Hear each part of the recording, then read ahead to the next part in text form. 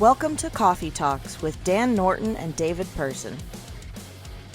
Dan, your thoughts? On what? What do you mean on what? Did I not do some kind of long-winded rant or talk about something random for the first 5 to 7 minutes of the video? No, for once you didn't. That's fine then. Your thoughts? I have no thoughts on that. Then which thoughts do you have of your own thoughts, of your own volition, of your own mental, inconsistencies? Give me something. Give me something. All right, well, what's bothering you? but nothing bothering me. Before we jump into the topic of today, I will say that CGC Cards actually reached out to me today regarding the video that we made about those Danish promos, promos that were graded and on auction, and they've confirmed that they are getting the cards back and changing the labels. Can't give any more details about it at the moment, but it's at least something. The label is going to be changed in a way that makes it more obvious that they're, not trophy cards or anything like that. So hopefully we'll be seeing that happening soon, but just glad to know something's happening with that. Dan, that is amazing. I mean, you say that with, so little fanfare and everything, but that is actually quite amazing that they reached out to you, okay? I guess when you get from 2,300 subscribers to over 9,000 now, and rapidly escalating towards the Big Ten, you have now become somewhat of an influencer in the hobby with a chance possibly within the next 5 to 10 years, a world's championship actually inviting you as an influencer. So that's pretty amazing that CGC reached out to you. Congratulations, buddy, on that and the subscribers. Thanks. Dan, I said something in the last video and I was questioned about it by one of our kind followers. And they said they were trying to guess who I was talking about when I was referencing negative social influencers. So I just want to clarify this for a quick second before we get into today's topic.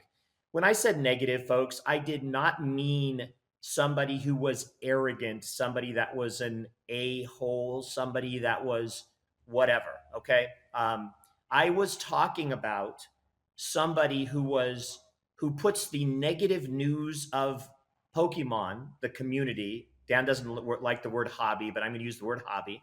All Pokemon doings in a negative light.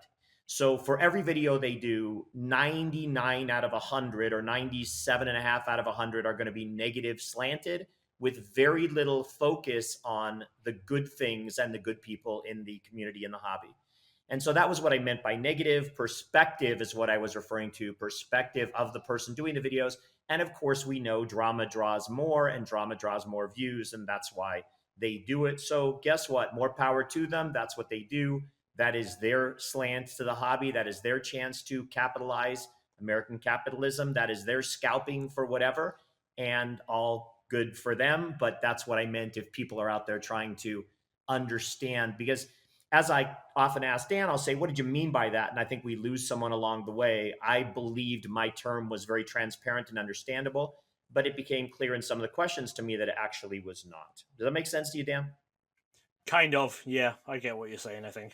Okay, that's good. Then that'll be a first. It's the first time that Dan's ever actually got what I'm saying, admitted it on camera, and wasn't willing to come at me in a very negative view, because as soon as he realizes how many more views he's going to get, I think I will be banned from the podcast. He will find another podcast partner that is more effective at rendering, and then we will go on from there. Dan, we have a very unique and interesting short video topic today, and I'd like you to announce to our audience what that is.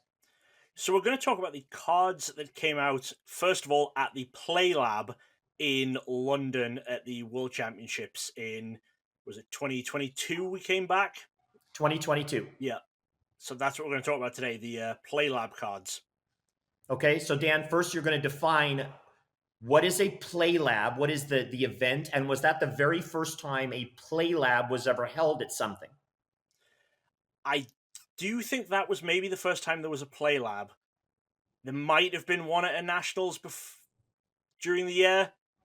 NAIC might have had one, but that was the first year, I believe, after we came back after the pandemic. I believe that's when they came about. So Play Labs were kind of like a side event at the World Championships, and the ICs and stuff have had them as well. They're very much beginner focused, so they've been based outside of the ticketed area. You know, for iSeason Worlds, you need a ticket, you need your spectator badge to get into the main event hall. They've been based in other halls so that you don't need to actually have your spectator badge to go to them. It's just kind of, there's a few different ways you can play, but the basics are you line up, you go through the event, and you normally come out with some freebie cards and stuff at the end of it. Oh, actually, there was definitely at least one play lab before Worlds, because there'd been one at Go Fest a couple of weeks before, because these aren't just at the bigger Pokemon tournaments. Other conventions like Go Fest and PAX, the Penny Arcade Expo, have had play labs at them as well. I know Law worked at one at PAX East a couple of years ago, so I went out to PAX East for the weekend. So they do have play labs at other events that aren't Pokemon events. Okay, and what is the purpose of a play lab? Because I need to be really, you're going to tell us in a minute if these are still ongoing or if they've ended once you define it. Because as you know, I'm not going to be able to get into Worlds this year since I missed all the lotteries, and I'll be sitting out in a lobby waiting to learn how I can play the play labs if they're still ongoing. Continue, Dan.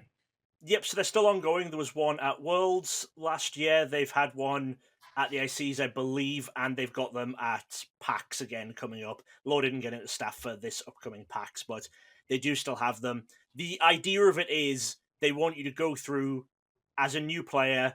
You're going to learn the basics of how to play. There's like three stage things you play. First of all, you play a little game called, I think it's PokeCatch, which teaches you attaching energy, and then you play onto like a medium stage, learning a bit more rules, and then you play like a full game, and at the end you get to leave with some cards. And in London, which we're about to talk about, you also got to leave with some promo cards. Now you just leave with like the decks of cards, and they normally do exclusive pins and stuff for the play labs. We actually have quite a few of the pins, but play labs are where people will know the non-hollow V decks, which have there's the Umbreon, the Greninja, Lucario decks, you know, the small 30 card decks, and there's an exclusive non-hollow V of the main Pokemon on it, and a couple of other exclusives in there. But those are one of the things that you get through Play Lab.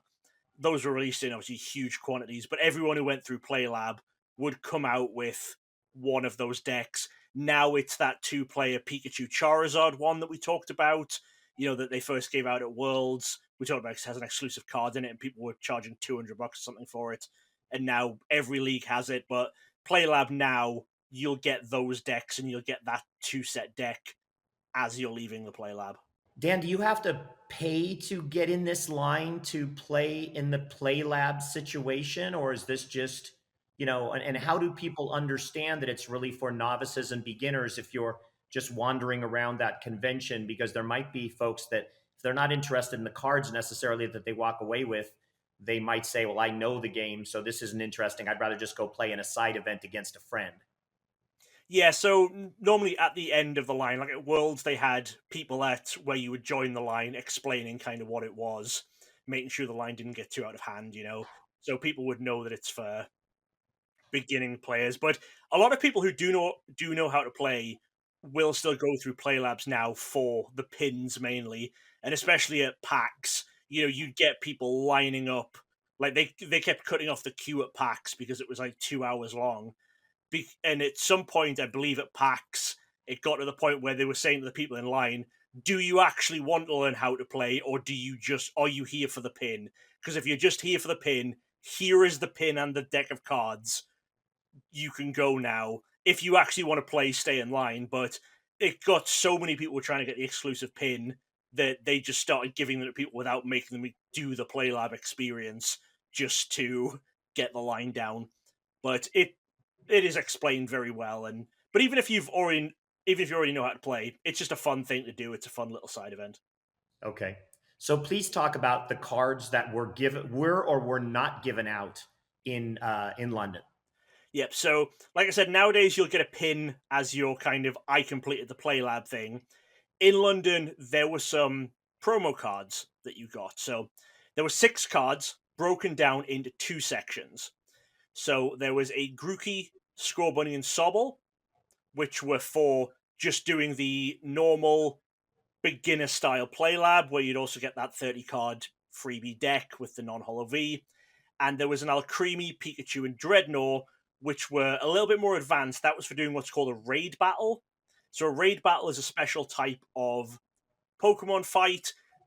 You play 3 players or more, I guess you can play. You play against a professor. The professor has a special jumbo card of either Pikachu, Dreadnought, Alcremie. They do now have rules where you can use basically any jumbo card and they'll run special ones, but they would play that event, and if you beat that raid boss, you'd get the corresponding promo that went with that raid boss. So the Pikachu, Dreadnought, Alcremie. Pikachu and Dreadnought are from Sword and Shield base. Alcremie is from Rebel Clash. All 3 are Cosmos foil, and all 3 have the Play Pokemon logo in the bottom of the card, the way that the prize packs do. And then for going through the main one, like I said, it's Grookey, Sobble, Scorbunny. They're all from Sword and Shield base, and they're all the reverse holo style of card with that logo on it. So those were the cards that you would get for going through the London Play Lab. But something happened, right? I mean, isn't it the case that one was more rare? Or tell me, because I know for a long time you had talked about not being able to find at least 1 or 2 of these or something. So finish that story for me. So basically, all coming out of Worlds, all 6 of them were rare. All 6 of them were, I mean, they'd only been released at this one event at Worlds. You were limited. You could only go through the Play Lab once or twice total. Like, I nearly got kicked out of line once when I was taking my nephews through another time, and I had to say to them, no, I'm not going through again. My nephews are here. We got some because Law was working at the Play Lab. Law was actually on the Play Lab, so when they closed up at the end of the event, some of the people working the Play Lab got some leftover cards, but no one who went through the Play Lab was able to put together a full set. So leaving Worlds, what I had was Law had a full set of 6. I had the Grookey, Sobble, Scorbunny, and I had Dreadnought, Alcremie. I was missing the Pikachu. And you had Grookey, Sobble, Dreadnought, Alcremie. You were missing Scorbunny and Pikachu. So I was lucky we were able to get a full set. The only reason Law even had a full set was because they'd handed out all of the extras to everyone. No one got Pikachu. And then as everyone was packing up stuff to leave, Law went, oh, there's one Pikachu in the display case that you walk past as you're going in so you can see what you get. Can I have that? And luckily they said yes, because that was at least good for me to be able to make videos and stuff at the time showing off everything that was there. So I then started looking. I started asking people. I got that many cards as well because I was with a few friends who didn't really care about it, people I just knew from around London, so they were giving me or trading me their promos. Now, at the time, I didn't realize these were going to be this rare, because what the story had been is that all 6 of these would eventually go out to Pokemon Leagues. So I was getting them, and I was like, I want to try and get them this weekend if I can to get it out the way, but in my head, I'm like, I can get them in a month's time, 2 months' time when they hit Pokemon Leagues, if I don't get them, then it's not that big a deal. And then, so after the event, time goes on, and nothing shows up. Eventually, probably close to a year after Worlds, the raid promo sets finally start showing up to Leagues. So that's the Pikachu, Dreadnought, Alcremie, and the corresponding jumbo cards. But obviously, the league gets a set of jumbo cards for the league to use. The jumbo cards aren't given out. It's just they're used to run the raid battles. But each league gets 40, 50 copies of the Pikachu, Alcremie, Dreadnought. And I'll say, up to that point, before that happened, people were offering me multiple hundreds of dollars for Law's Pikachu because they just were not out there. You couldn't find them anywhere. But luckily, they then hit Leagues. We were able to get them. So we were able to get our 2 Pikachus, so then me and you got the Pikachus, which left you just needing Scorbunny. And it's now nearly halfway through 2025, 3 years after worlds almost that they were giving out, and I finally have arranged a deal where we're getting your score bunny. The way it ended up, ended up doing it is Law just started messaging the people she'd worked at the Play Lab with in London, just saying, "We've exhausted all other options. Does anyone still have this score bunny?" And as it worked out, one person who had it, their partner was trying to sell a rare professor card, so I helped middle that sale, and I just said, "I'll take the score bunny as like my middleman fee." So he was going to bring it to the last regionals and give it to Law, but forgot. So he's sending me that in the next couple of days. But that is just one of the. It's just been impossible to find. There have just been none anywhere that we've ever seen. So there's so many multiple reasons. One is it's hard to know what the name of these cards is, because obviously I believe the intention would have been that they'd be Pokemon League promos at some point, but they don't say Pokemon League on the card like some of them do. These are part of a much bigger topic that we cover at some point of, cards that are affected by the pandemic, cards that are rarer than they should be because of the pandemic. So these really should have been League promos, but they weren't. They're just Playlab promos, but people don't really know what Playlab is. They didn't. People who are collecting, they're probably not going to label it that way. And honestly, even though they're the raid battle promos, the Pikachu, Dreadnought, and Alcremie, if you look on eBay, there's way more of them listed with prize pack in the title because they look exactly like the prize pack cards. They're a card from a set in Cosmos foil with that Play Pokemon logo on, exactly like the prize pack cards are. So there's so many people listing them as prize pack cards because they just mistakenly believe that's what they are. So I'll say if you're looking for those three, the Cosmos ones, they're out there. They're plentiful, but if nothing showed up in your search, try prize pack instead of raid battle. It might show up. Another reason that the Grookey, Sobble, Score Bunny are very hard to find in terms of, searching eBay and stuff is each one of them has another promo that is the same number. So it's the same number variant from the set. So, for example, I've got my binder open here. Sobble is 55 of 202, but it has a line hollow variant from a Galar collection really early on. So you can't just put in, Sobble 55 of 202 promo, because you're going to get 1,000 of these line hollows. So you then have to get to, do you search reverse promo? Do people know it's Playlab? Do you search Pokemon League? And I was searching a lot of different search terms whenever I was thinking about it, and literally none of them ever showed up. Like, genuinely, if we had got less from London when we were actually coming back, I don't know if me and you would have our full sets done, because finding just this one has been hard enough. Dan, do you feel like there was a different amount of cards that was actually ready to be handed out to people that were going through the Play Lab? And what I really mean by that is, okay, so we say one of these three, Score Bunny, was the tough one. But you would imagine that, gosh, if there was, 500 cards, I'm just make it up. Let's make 300 cards, and not counting all six. We're going to count the three that Score Bunny and whatever the other two that fit with that are. So if you'd think there would be 100 of each, there would be 100 of those three. So if they were created, manufactured, distributed accordingly. Yeah.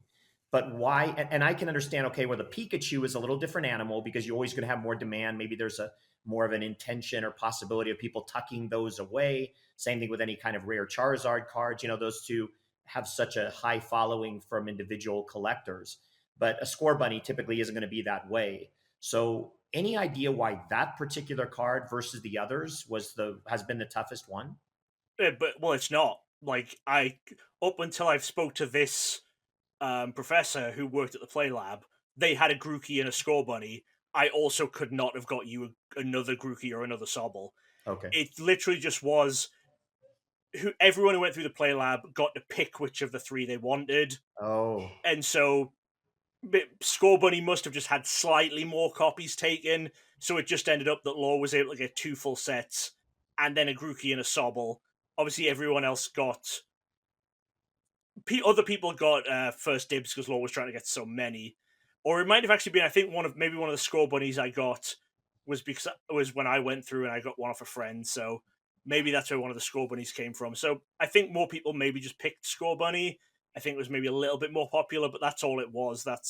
They weren't distributed randomly. They would have had even numbers. It's just people got to pick.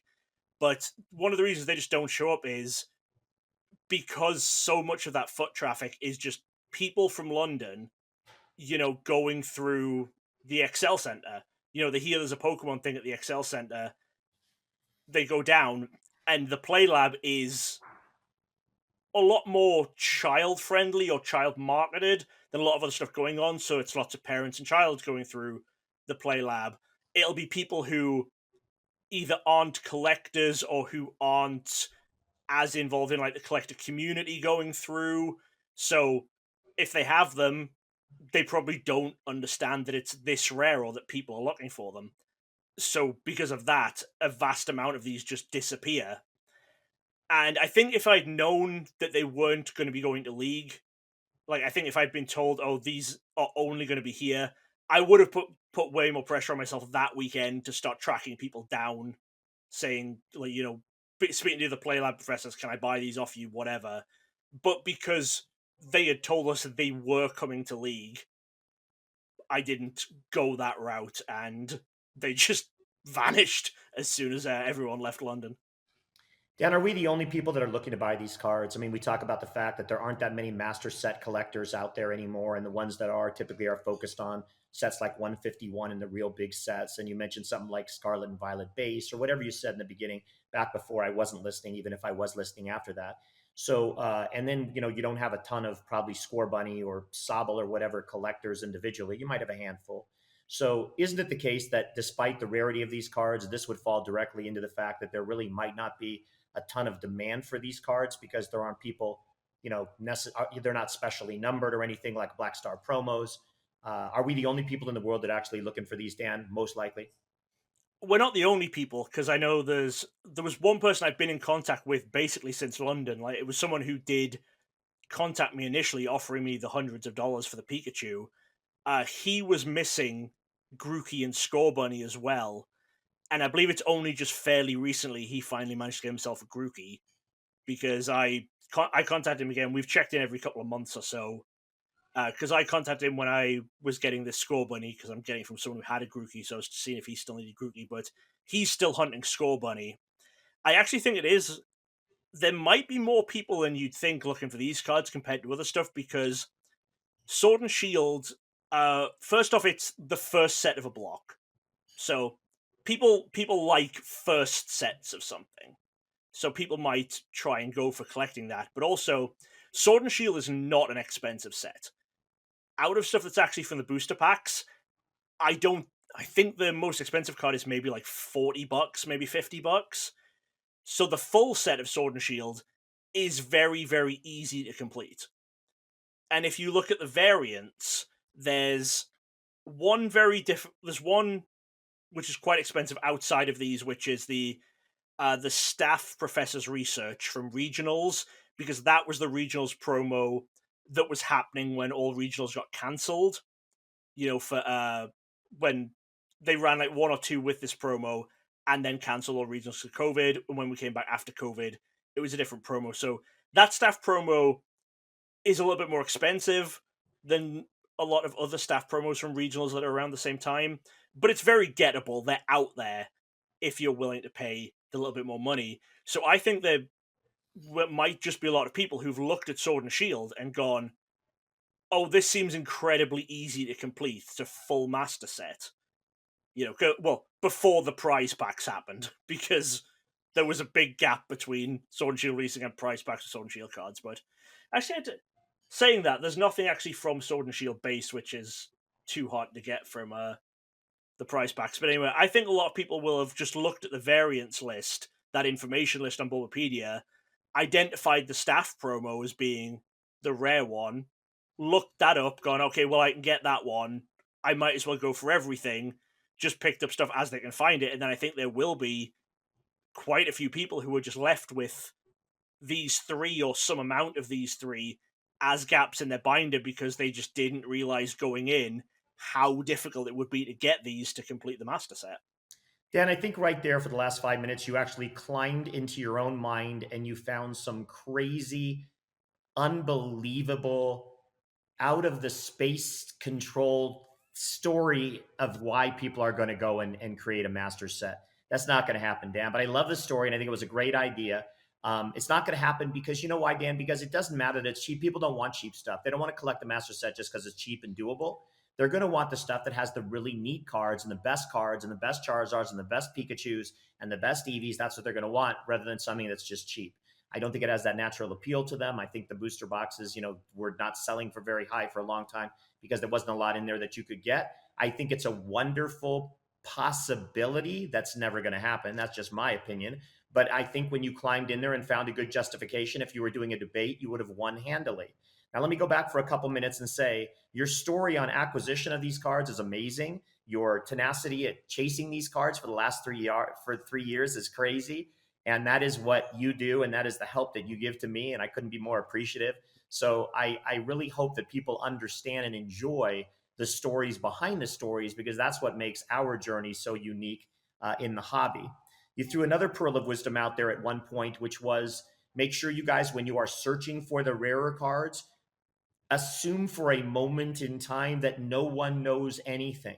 If you can't find something in a very basic search, make it higher and higher and higher. Take outwards and make it just like Dan said, the number 55 of 202 with the character. And even he said, then you might have to search through 1,000, entries or 500.